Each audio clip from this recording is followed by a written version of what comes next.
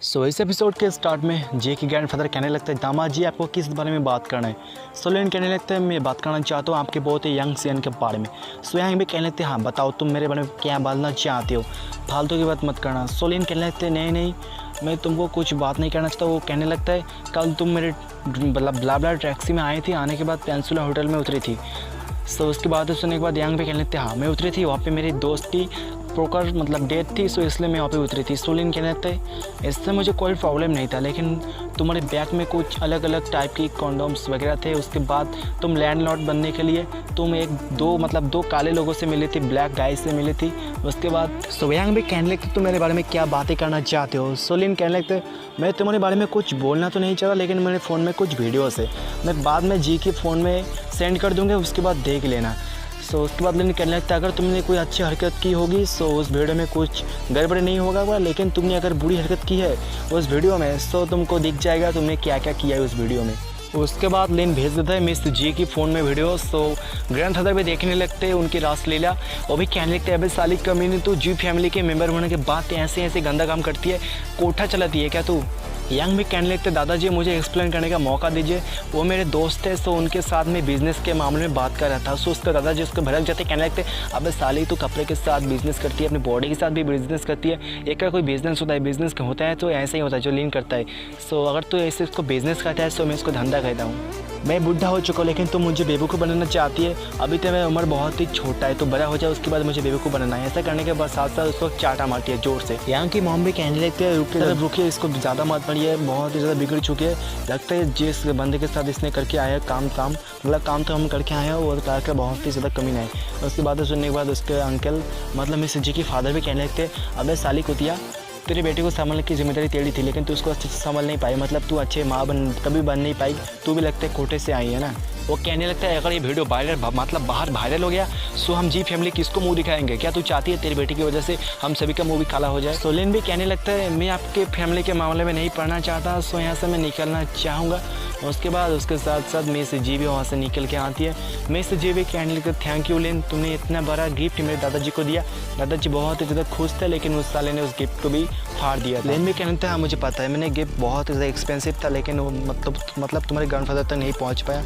उसके बाद कहने लगता है, अगर तुम इसका भुगतान करना चाहती हो तुम हमेशा ही मुझे ऑर्डर देते रहना, और मैं नहीं चाहता कोई तुमको परेशान करे, तुमको बुली करे, इस मामले में ध्यान रखना अपनी। उसके बाद लिन वहाँ से चला जाता है। लिन के जाने के बाद मिस जी भी सोचती है, मुझे लगा और ये कुछ और मांग लेगा, लेकिन इसने तो कुछ और ऑर्डर को मांग ली। उसके बाद लेन का सीन शिफ्ट होता है। लेन गाड़ी में जाने लगता है, मनी मन सोचने लगता है और कुछ ऑर्डर। उसके बाद फाइनली मेरा टास्क कंप्लीट हो जाएगा, उसके बाद मुझे फिर से न्यू जॉब मिल जाएगा। उसी वक्त उसके फ़ोन में SMS आ जाता है कि आपके लिए एक नया ऑर्डर आया है, आप उसमें जाना चाहते हो। लेन कहने लगता है, मैं बर्थडे पार्टी में गया तो लेकिन खाना नहीं खा सका।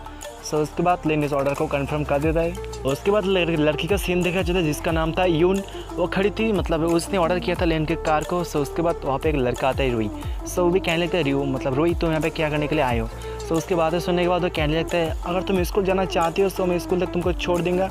देखो मेरे पीछे मेरे पापा ने न्यू कार मुझे खरीद के दिया, BMW। यून भी उसको कहने लगता है, मुझे कोई ज़रूरत नहीं है तुम्हारी कार की, तुम यहाँ से चले जाओ, मैंने कार को बुक किया है, बहुत जल्द आने वाला है। लड़का रुई भी उसका हाथ पकड़ लेता है, कहने लगता है, इतना जल्दी क्यों है, तुमको जाने की कोई ज़रूरत नहीं है, तुम मेरे कार में जा सकती हो, तुम ब्ला के ऑर्डर क्यों किया, फालतू का खर्चा हो जाएगा, तुम मेरे कार में आ जाओ, पेट्रोल का खर्चा बढ़ जाएगा, तुम्हारे पैसे बच जाएगा। यून भी कहने लगता है, भाई छोड़ क्या मेरे छोड़, अगर तूने मेरे साथ बदतमीजी की तो मैं पुलिस को कॉल कर दूँगी। उसी वक्त तो वहाँ पर लेन भी पहुँच जाता है अपनी गाड़ी को लेके। लेन आने के बाद कहने लगता है, क्या मिस टा हो, आपका नंबर ये है 9092।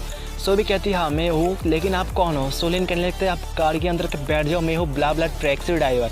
और उसके बाद सुनने का तो भी शौक में थे, लेकिन वो कार के अंदर बैठ जाती है।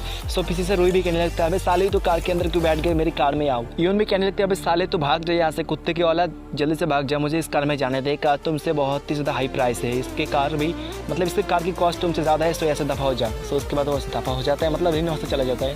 यून भी कहने लगते हैं, बिग ब्रदर आप स्पोर्ट कार है आपके पास, लेकिन आप ब्ला को क्यों चलाते हो, ब्ला की जॉब आप क्यों करते हो। लेन भी कहने लगता है, ये कोई बड़ी बात नहीं स्पोर्ट कार होना, लेकिन एक जॉब करना बहुत ही अच्छी बात है, इसमें मैं देखना चाहते हो कैसा काम होता है, कैसे एफर्ट लगता है। उसके बाद सुनने के बाद वो लड़की यून भी कहने लगती है, आप तो बहुत ही ज़्यादा अच्छे हो। उसके बाद लिन इसको स्कूल को मतलब उसके स्कूल में छोड़ देता है। सो लिन भी कहने लगता है देखो तुम्हारा डेस्टिनेशन आ चुका है, सो तुम भी उतर सकते हो।